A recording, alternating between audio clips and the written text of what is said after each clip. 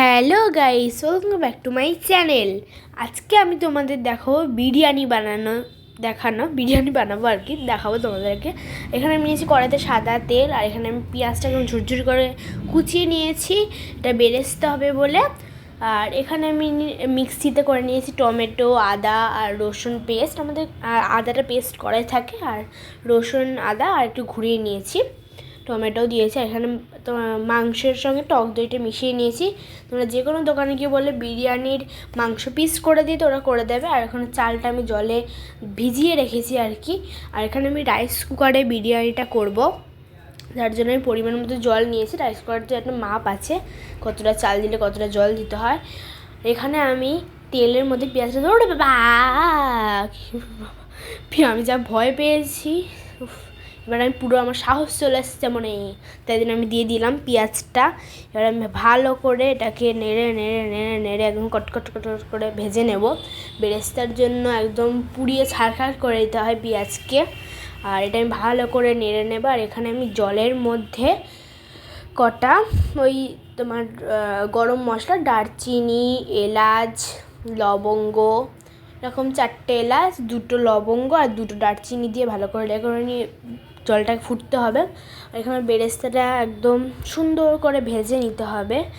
আর আমি তোমাদের একটা গরম মশলা, এটা হলো গরম মশলা, গোটা গরম মশলা, জায়ফল আর জয়িত্রী। গোটা গরম মশলার মধ্যে আমি যেগুলো দিয়েছিলাম আর কি, সেটার মধ্যে আর ছিল হলো ওই জায়ফল, জয়িত্রী, সাজিরে, জিরে এসব ছিল আর কি, আগে থেকে গুঁড়ো করা ছিল। এখানে বেরেস্তাটা ভাজা হয়ে গেছে, তুলে নিয়েছি। এখানে আমি একদম কাঁচা আলু জল ঝরিয়ে নিয়ে এটাকে ভালো করে একদম ধুয়ে নেব।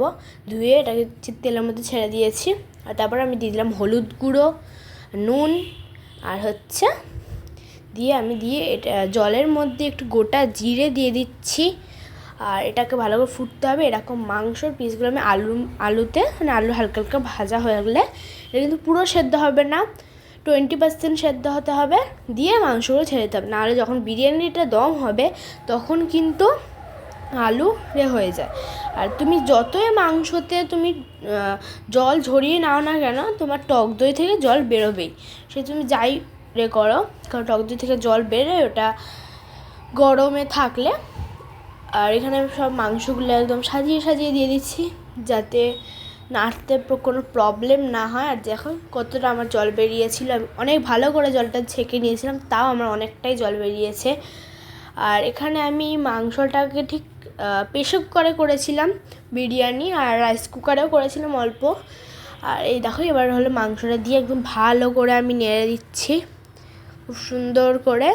আলুর সঙ্গে মাংসটা কিন্তু খুব সুন্দর করে একদম মিশিয়ে দিতে হবে। আর এখানে আলুটা 20% সেদ্ধ করেছি আমাদের বললাম, দিয়ে আমি ভালো করে নেড়ে নিয়ে এটাকে ঢাকা দিয়ে দেবো।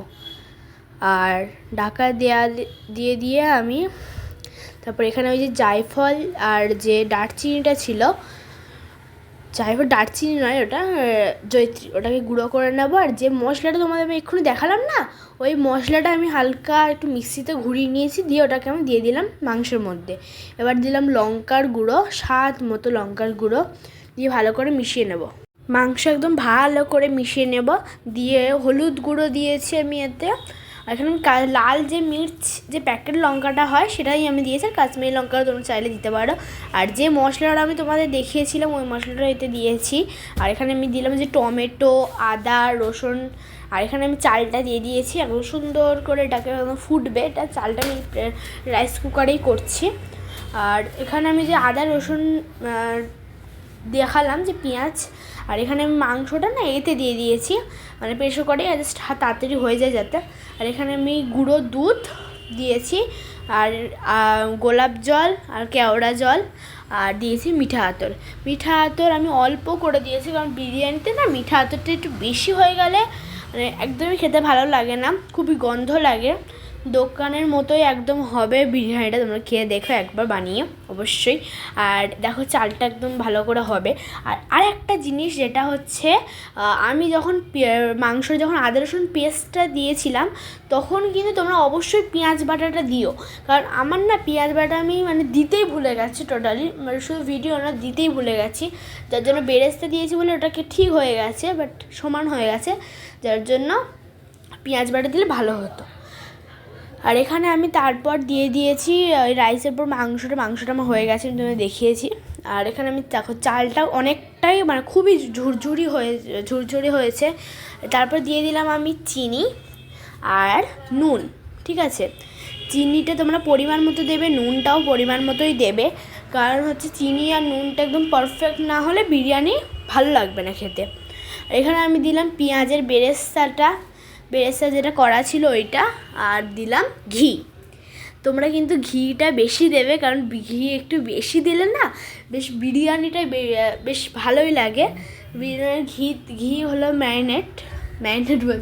ম্যারিনেটারি, সবচেয়ে বেশি দিলে সবচেয়ে ভালো লাগবে, পুরো দোকানের মতোই হবে। আর এখানে আমি অল্প মানে হাই রেতে গ্যাস চালিয়েছি যাতে নিচটা পুড়ে না যায়, মিডিয়াম আছে। আর দিয়ে দেখো বিরিয়ানিটা কত সুন্দর হয়ে গেছে। আমি কিন্তু কড়াইতে করেছি, আসলে প্রেশার কুকারে করেছি। প্রেশার কুকারটা আমি রাইস কুকার ঢেলে দিয়েছিলাম। আর এটা হয়ে গেছে আমার বিরিয়ানিটা, আর খেতেও কিন্তু খুবই সুন্দর হয়েছে, তোমরা একবার বানিয়ে দেখতে পারো, খুবই সুন্দর হবে। আর আমার বিরিয়ানিটা দেখো মাংস যেমন ছিল একদম ঘেঁটে যায়নি, দেখো আলুটাও একদম ঠিক আছে, আর মাংসটাও কিন্তু একদম পারফেক্টই ছিল, আর খেতে কিন্তু খুবই সুন্দর হয়েছিল। আর আমরা বাঙালি, আমাদের সবসময় মনে হয় কি বিরিয়ানি বাসি হলে সবচেয়ে ভালো লাগে। আমিও পরের দিন যখন বাসি খাই না বিরিয়ানি, আমি বলে দিই একটুখানি আমার জন্য রেখে দিও, বাসি হলো সবচেয়ে ভালো লাগে। আমার মনে হয় বিরিয়ানি গরমের থেকে আমার বাসিটাই বেশি ভালো লাগে। মাংস যেমন ছিল তেমনই আছে, একদমই ভেঙে যায়নি বা কিছু হয়নি। আর আমি এখানে এটা কড়াই করেছিলাম, আর ওটা হচ্ছে প্রেশার কুকারে। দেখো আমার কত সুন্দরভাবে সাজিয়ে নিয়েছি আমি। আর এরকম ভিডিও দেখতে গেলে তোমরা আমার চ্যানেল সাবস্ক্রাইব করে দিও। বাই।